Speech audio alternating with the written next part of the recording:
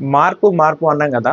Congress party వచ్చింది మార్పు తెచ్చిందంటే ఏందో అనేది ఇగో ఇక్కడ మనకు స్పష్టంగా ఈ పిక్చర్లో కనపడతా ఉంది. గత 9.5 ఏళ్లలో కేసీఆర్ ముఖ్యమంత్రి ఉన్నప్పుడు ఏ శాఖకు ఎవడు మంత్రో తెలియకపోతుండే.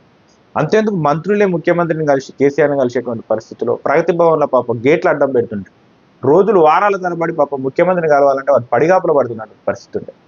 మన 9.5 ఏళ్లలో ఇట్లా ఒక నలుగురు మంత్రులు 4 శాఖలకు మంత్రులు సీతారామ సాగర్ ప్రాజెక్ట్ భూసేకరణ విషయంలో ఒక నలుగురు మంత్రులు కలిసి పనిచేసేటువంటి పరిస్థితి మనం చూస్తామా? ఆ నలుగురు కేసీఆర్, కేటీఆర్, హరీష్ రావు, కవిత.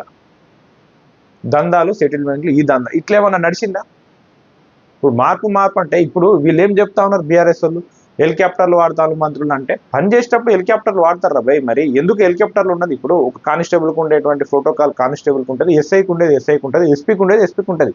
వాళ్ళు చట్టబద్ధంగా పొందిళ్ళు ఆ పదవులన్నీ. ఇప్పుడు ప్రజల కోసమే కదా. ఇప్పుడు యువరాజు, కేటీఆర్ పోతారు కదా దుబాయ్కి, అట్లా ఇట్లా ప్రైవేట్ పార్టీలకు జట్లు వేసుకొని పోతారు కదా. అట్లా కాదు కదా వీళ్ళు.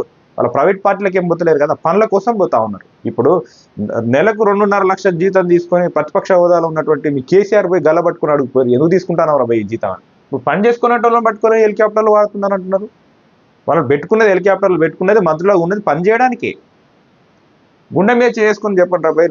గతంలో మంత్రులు ఏ శాఖకి ఎవడు మంత్రో మీకు తెలుసా? ఇక్కడ స్పష్టంగా ఉన్నారు మంత్రులు ఎట్లా పనిచేస్తాం చూడండి.